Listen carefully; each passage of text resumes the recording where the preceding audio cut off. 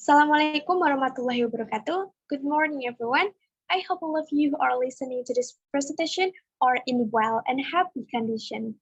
My name is Ananda Miranugrani, and I'm here today to deliver my presentation about the use of social media, which has become popular culture for Gen Z.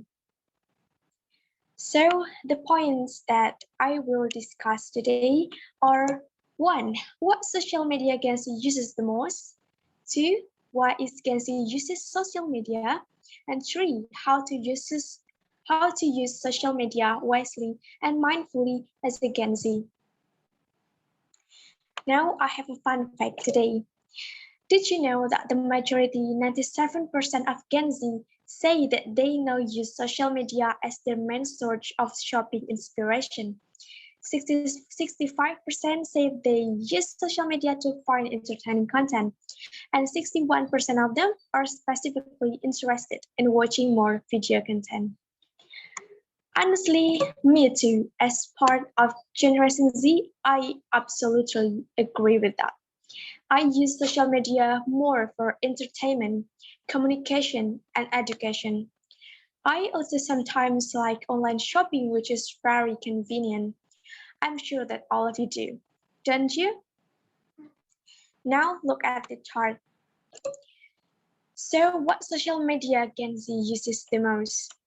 As you can see on the chart, in 2020, Snapchat is the most popular social media platform among Gen Z and millennials in the United States to connect with others.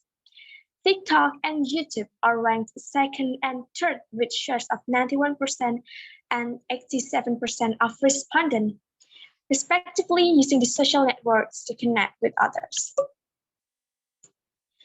The numbers of social media users is a question. Why is Gen Z uses social media?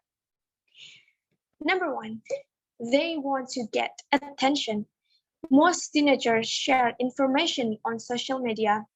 They often complain about oversharing by other social media users. In fact, they themselves are also trapped in it. They use social media to share so many things, even personal ones. Number two, they want to asking for opinion. Teenagers often ask for the opinion and approval of their peers to make decisions in real life. However, with the existence of social media, they become asking for opinions on things that are not important.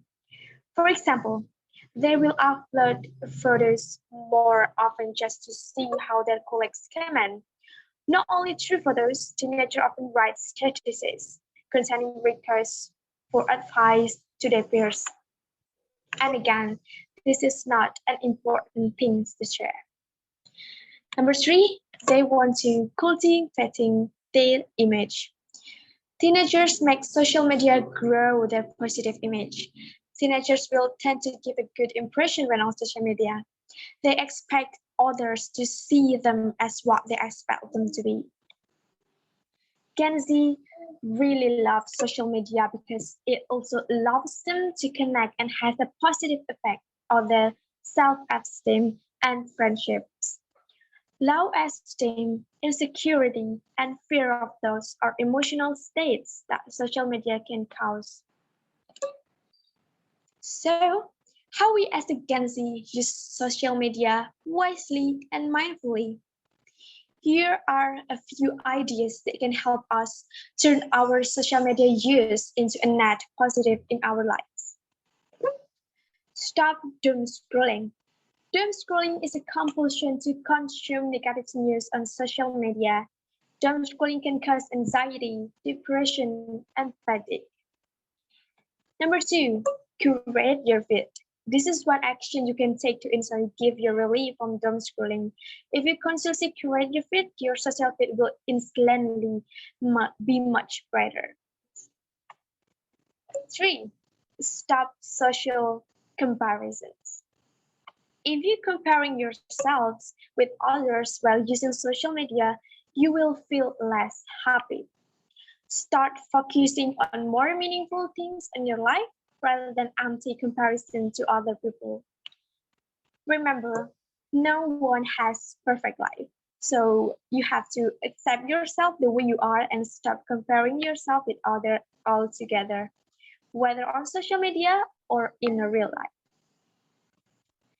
Now, as we reach the end of the presentation, I will conclude that social media has become part of the journey of Generation Z with its convenience and both good and bad sides. But all the advantages are to use technology mindfully so that it's useful for our lives. Now, before I end this presentation, I would like to say thank you for all of you who has participated at this presentation with me as the great audience, as now is the time to say goodbye. I also would like to apologize of the mistakes that I made during the presentation. I hope that what I have delivered before become a good knowledge for all of us. See you in another occasion. Wassalamualaikum warahmatullahi wabarakatuh.